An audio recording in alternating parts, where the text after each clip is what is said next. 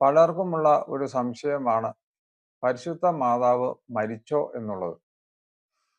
നമ്മുടെ വിശ്വാസം അനുസരിച്ച്, സഭ പഠിപ്പിക്കുന്നതനുസരിച്ച് പരിശുദ്ധ മാതാവ് ഒരു നിദ്ര നടത്തിയുള്ളൂ എന്നാണ് പറയുന്നത്.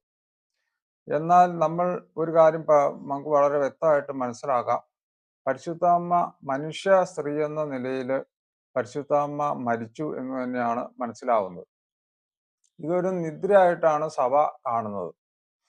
അതിന് കാരണം എന്താണെന്ന് വെച്ചാൽ, പരിശുദ്ധ അമ്മ മനുഷ്യസ്ത്രീ എന്ന നിലയിൽ മരിച്ചുവെങ്കിലും പരിശുദ്ധ അമ്മയുടെ ശരീരം അഴുകിപ്പോയില്ല. പരിശുദ്ധ അമ്മ പാപമില്ലാത്ത ഒരു മനുഷ്യസ്ത്രീ ആയിരുന്നു. പരിശുദ്ധ അമ്മയ്ക്ക് പാപം ഉണ്ടായിരുന്നെങ്കിൽ നമ്മുടെ കർത്താവ് ഉദരത്തിൽ ജന്മം എടുത്തപ്പോൾ കർത്താവിന് പാപം വരുമായിരുന്നു.